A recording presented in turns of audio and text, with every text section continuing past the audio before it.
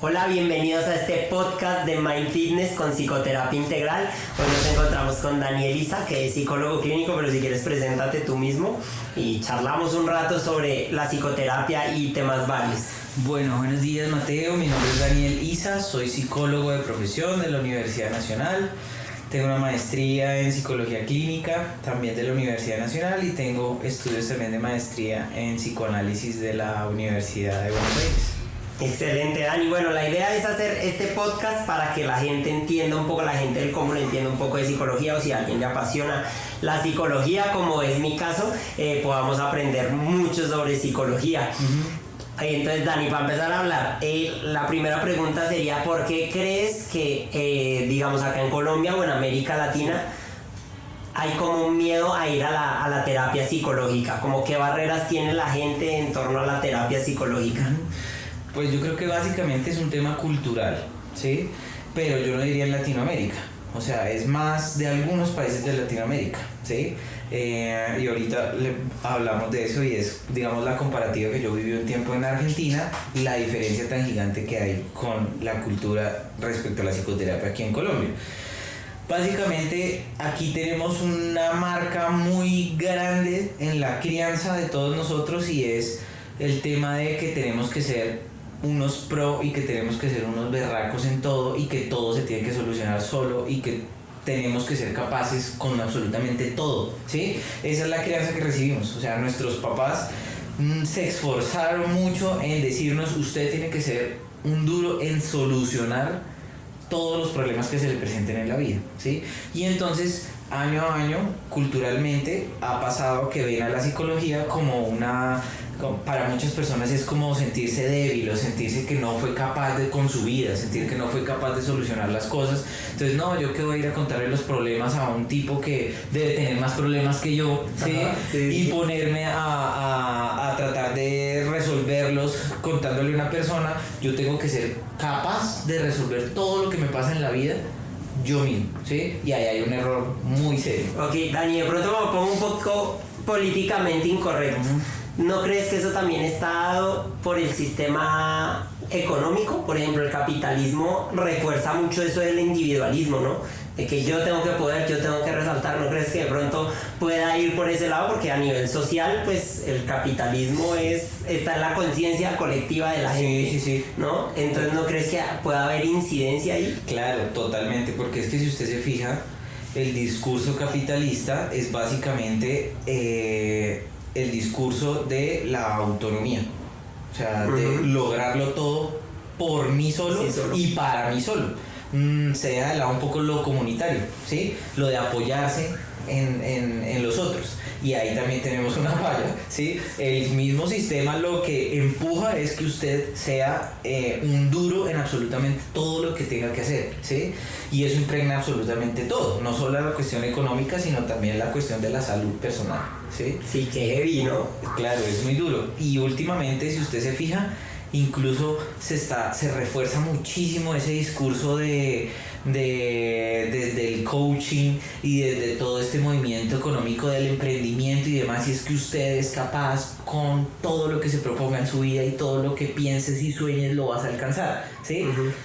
Genial, o sea, listo, eso es motivador, poético, eso ayuda a la gente a inspirarse y demás, ¿sí?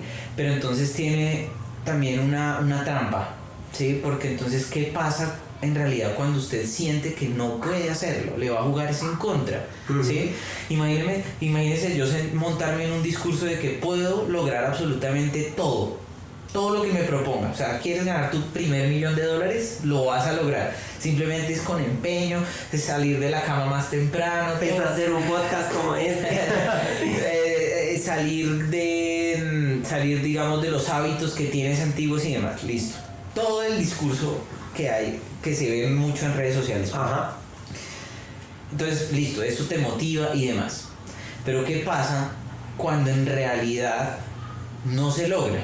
Por X o Y circunstancia, ¿sí? Empieza a jugar en contra, porque la persona lo que empieza a decirse es: pareciese que todo el mundo es capaz, todo el mundo es capaz de progresar, de volverse un duro, de ser millonario rápidamente, de volverse famoso, ¿sí? Y yo no, ¿sí? Entonces debe ser que algo tengo mal yo, ¿sí? Debe ser que yo no soy suficiente para este mundo, debe ser que yo no tengo las habilidades suficientes.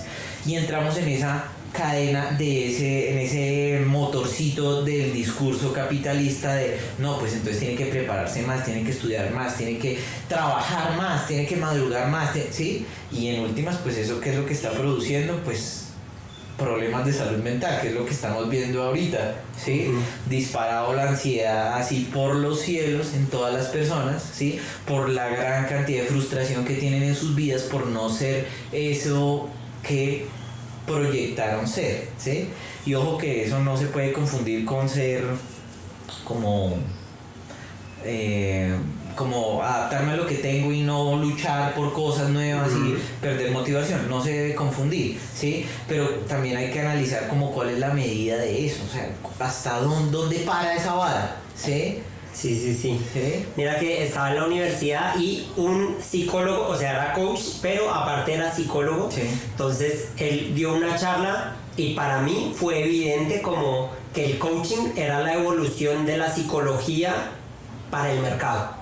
O sea, era la evolución de la psicología para el mercado. Sí. El problema es que la psicología no ha apadrinado el coaching como papá que es del coaching, ¿no? Entonces cogen un montón de gente que va en pro del mercado y del sistema y les enseñan herramientas psicológicas a medias y se usan de manera irresponsable, ¿no? Sí. Que ese es el gran problema que tiene el coaching. Pero este man daba la charla y decía, es que la gente quiere eficiencia, ¿no? Y ese es el mercado de hoy en día, la eficiencia, ¿no? Todo en el menor tiempo posible, de la mejor forma posible, ¿no?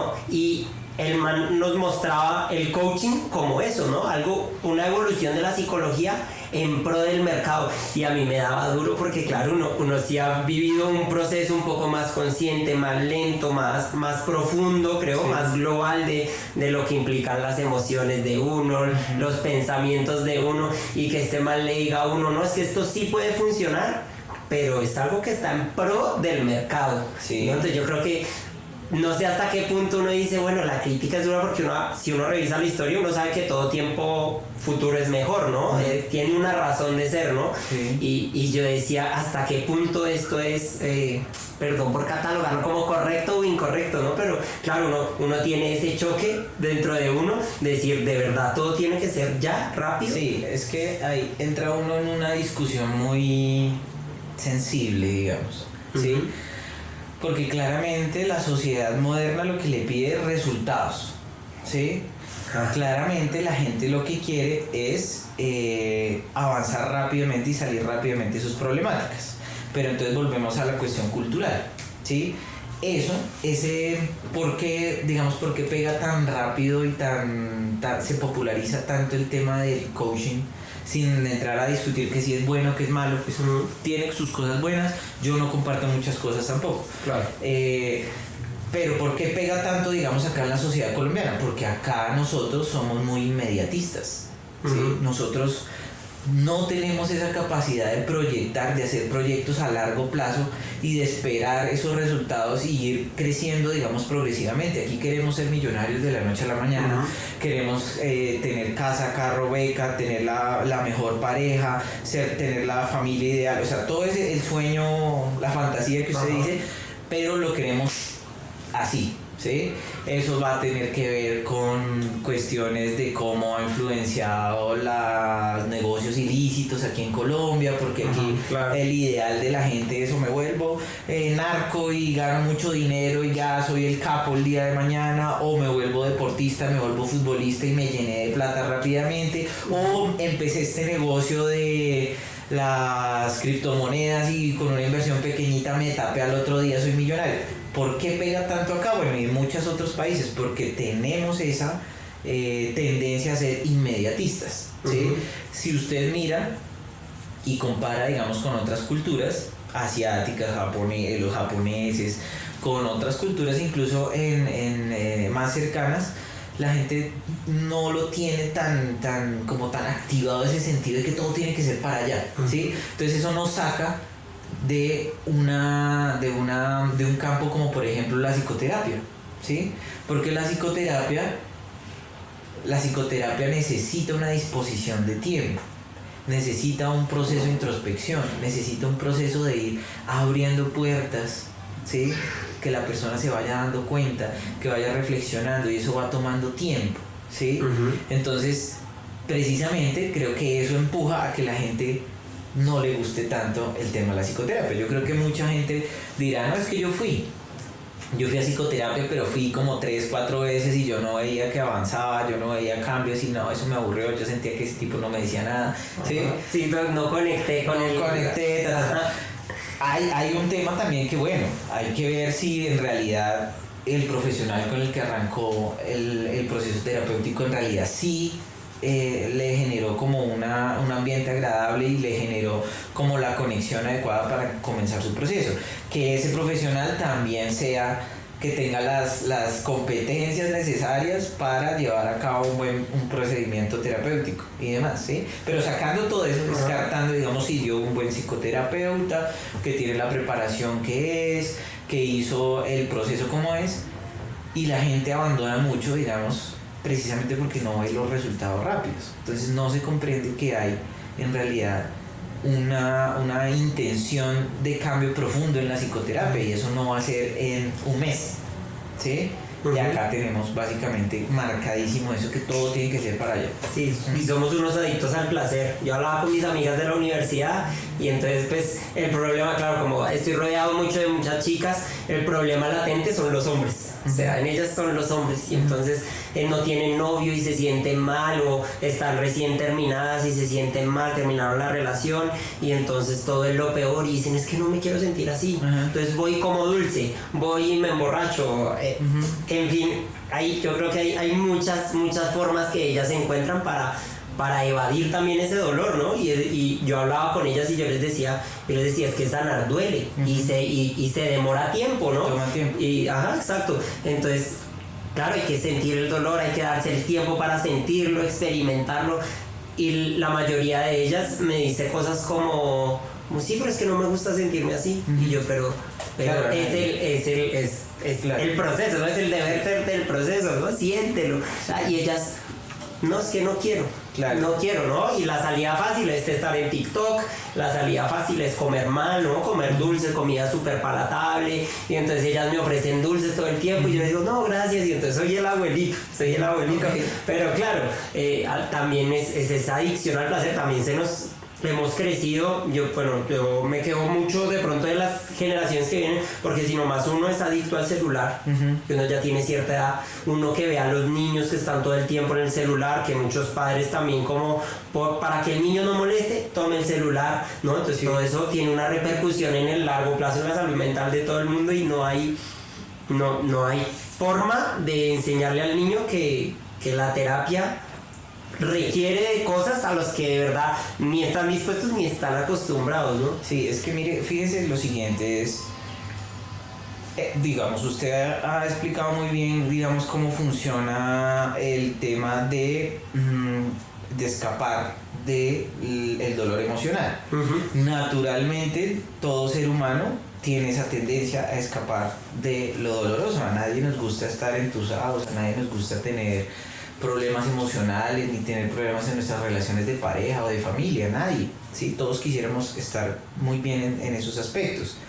Sin embargo, el tema es que no tenemos como sembrado el hecho de que para mejorar en esos temas también hay que trabajarlos, ¿sí? Entonces, la solución fácil es me pongo a hacer otras cosas o me pongo a distraer la mente, ¿sí? Y entre más, es como una bola de nieve, porque entre más me desconecto de esa parte emocional y de esas necesidades emocionales, ¿sí?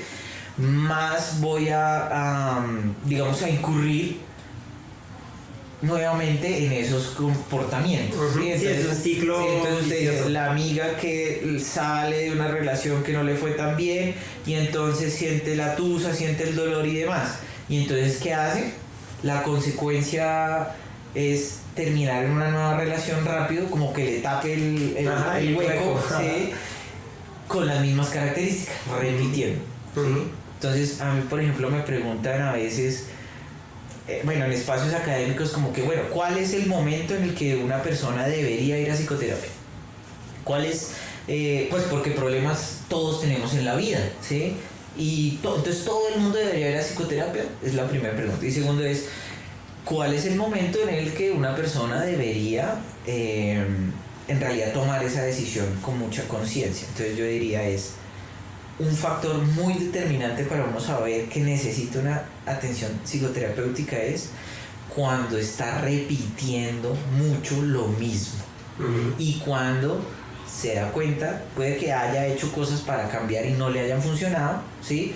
O que no haya hecho nada para cambiar, ¿sí? Y que no vea que tenga las herramientas para cambiarlo, ¿sí? O sea, si usted lleva 10, entonces con su ejemplo, si lleva 10 relaciones de pareja en que le ha pasado lo mismo. Todos los hombres son iguales. Sí, sí. O todas las mujeres son iguales, en el caso del hombre, ¿no? Como...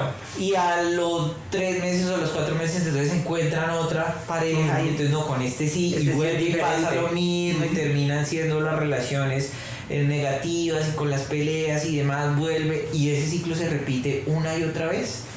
Ahí debe existir un momento en que le diga, venga, hay algo que no está funcionando bien. O sea, no va a repetir infinitamente hasta que aparezca el que sí sea su príncipe azul, ¿sí? No existe, claro.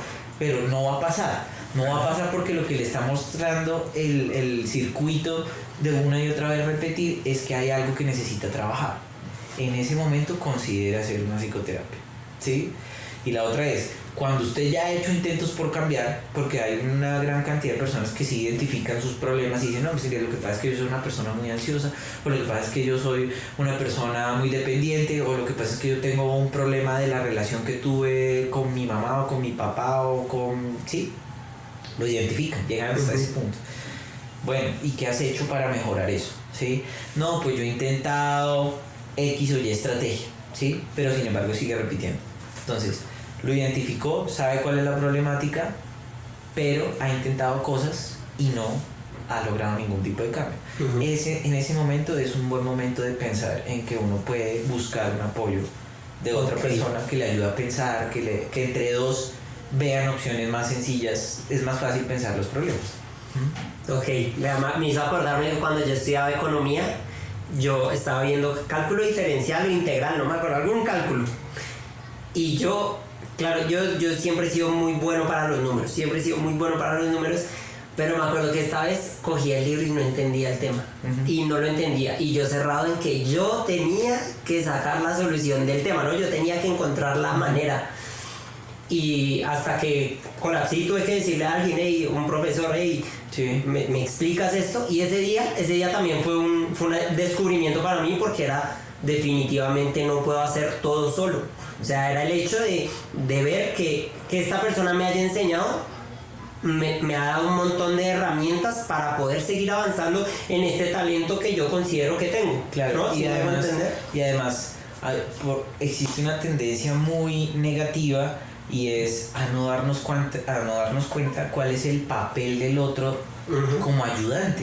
O sea, ese profesor que le ayudó a usted se preparó y estudió para ser profesor, o sea, es la función de él. Y seguramente él también necesitó a alguien más que le enseñara para que... Pero él está ahí para eso, o sea, ¿por qué esa tendencia a borrar esa opción cuando en realidad hay gente que nos preparamos? O sea, llámese psicólogos, llámese docentes, llámese médicos, todos los servicios de salud, ¿sí?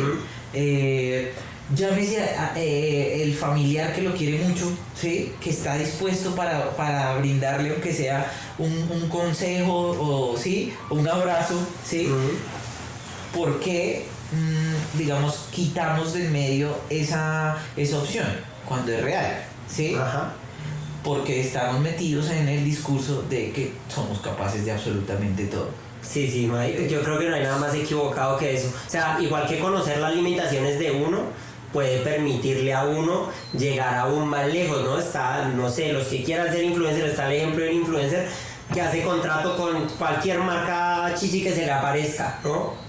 Va a terminar como explotando a su audiencia, la audiencia ya no va a querer saber de nada, a una persona que es selectiva y dice, no, yo con esto sí trabajo porque de pronto mi contenido va vinculado a esto. No sé si me hago entender la analogía a la que quiero llegar, ¿no? Porque muchas veces sí nos pasa eso, decimos, no, yo sí puedo con esto, y muchas veces uno tiene cierta limitación que en verdad no hemos identificado y no nos permite avanzar, es por quedarnos pensando que sí podemos cuando en verdad necesitamos ayuda, ¿no? Digamos que hay una como una clara necesidad de generarle conciencia a la gente respecto a que es mucho mejor trabajar de manera comunitaria que de manera individual. ¿Sí? Usted dijo ahorita, es el discurso capitalista, sí, claro. Eso tiene gran parte, sí, pero un montón. Claro, pero sin embargo, tenemos ventajas, porque por ejemplo nosotros acá en Colombia somos muy comunitarios en muchos aspectos. Acá, si se fija, la familia tiene un rol muy importante para la gente, ¿sí? Entonces mi familia, y nos seguimos reuniendo en grupos grandes. La gran mayoría de gente tiene personas de apoyo, sean la familia cercana o extensa.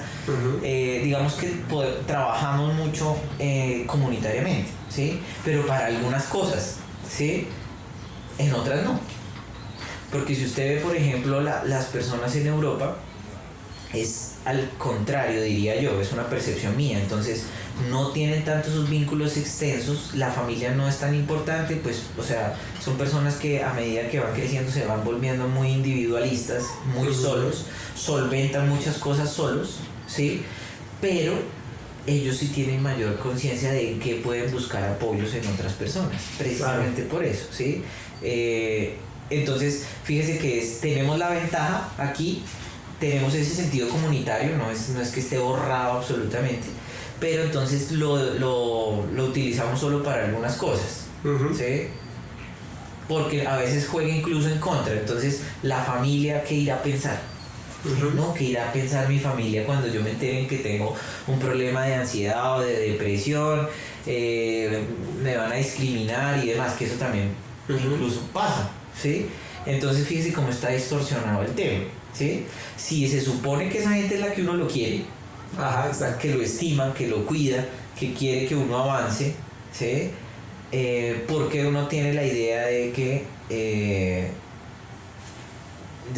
digamos que lo van a estigmatizar si uno dice que va a la psicoterapia, ¿sí? Sí, que mira que cuando yo me relaciono, yo soy muy amiguero, yo me relaciono con mucho tipo de personas, pero mira que sí hay una constante en que, claro, su familia es lo más importante y es su red de apoyo, pero definitivamente, o sea, la mayoría de las veces que he escuchado historias y que como que he profundizado en la amistad con esta persona y en esta persona, es como el hecho de que la verdad su familia no es una red de apoyo válida para sus emociones, ¿no? Entonces es el hecho de va donde la mamá y le dice, no mamá, es que estoy triste, estoy deprimida, mamá, póngase a barrer, más bien deje de llorar, deja de llorar por ese man y póngase a barrer, ¿no? Sí. Y es una constante, y veo que es una constante en nuestra sociedad, que el hecho de que, claro, la familia es lo más importante, pero definitivamente no hay una interlocución válida por parte de ellos hacia las emociones. Claro. Y eso es pero heavy. Fíjese que le estamos dando la vuelta al tema y estamos llegando al mismo punto, y es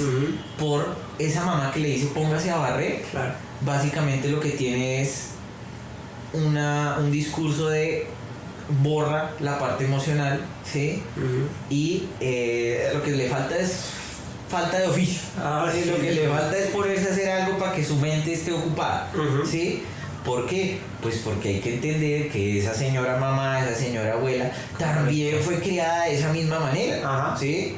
Y peor, ¿sí? Pues porque en la generación de nuestros papás o de nuestros abuelos, pues era la indiferencia, digamos, a la parte emocional, pero súmele a eso la violencia, ¿no? Entonces, venga, le doy más duro para que sepa que es de verdad sufrir, ¿sí?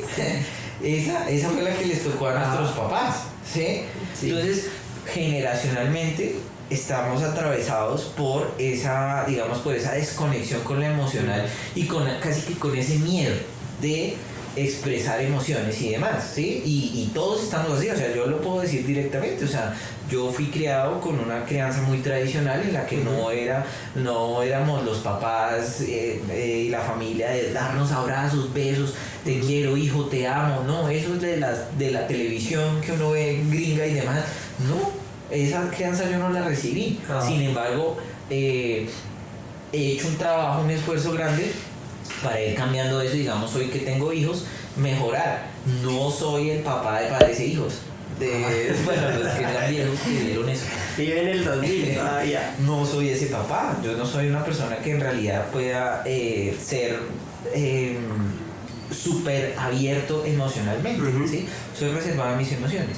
Pero claramente que de la crianza que recibía hoy he evolucionado muchísimo. Le puedo decir a mi hija te amo, le puedo decir a mi hijo darle un abrazo, darle un beso, y sobre todo el cambio es en recepcionarle las emociones a ellos, comprender que son personas que expresan mucho. La generación de hoy en día, los niños, los jóvenes, expresan mucho más fácil sus emociones, y en vez de taponarlos y cohibirlos, sino dejarlos y darles libre expresión y aceptar y todo y demás, eso va haciendo el cambio, ¿sí? Claro.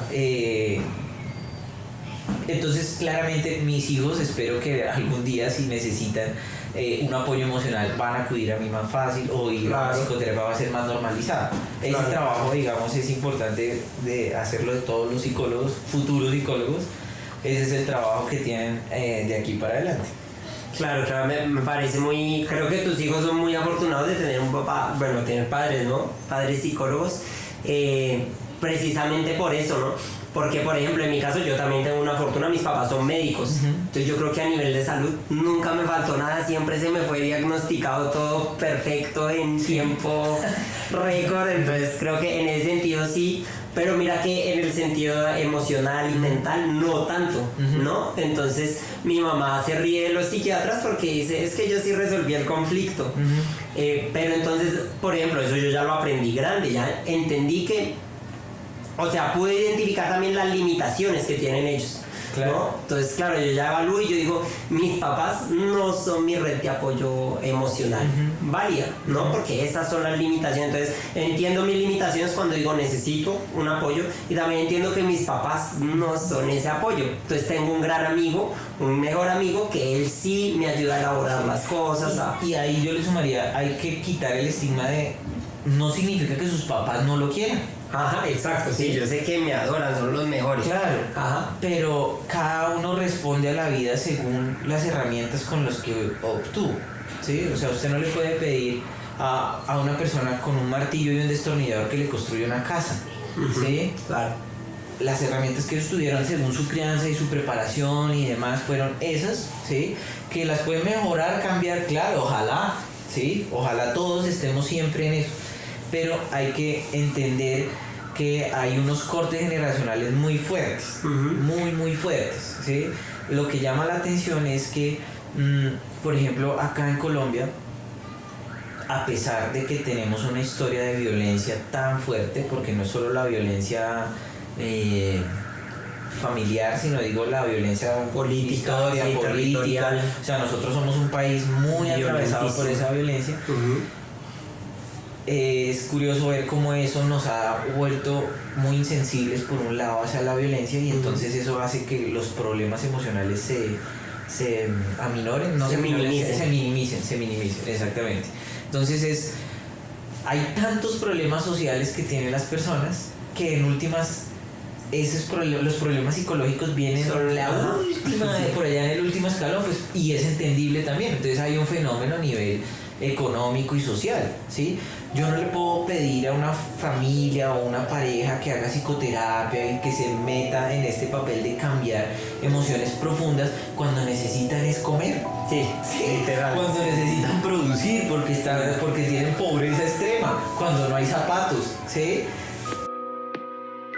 Dani, muchas gracias por el espacio, y bueno, quiero invitarlos a que si quieren acabar de escuchar este podcast pueden ir a las plataformas digitales, Spotify, Deezer, está ahí subido como Mind Fitness, pueden ir a escucharlo, y si quieren seguirnos en nuestras redes sociales, me pueden seguir en @mind.fitnessoficial, aquí les dejo en el video igual mi Instagram, y Instagram y TikTok de Daniel Isa _psicólogo, o en las redes sociales en el Instagram de Psicoterapia Integral 1.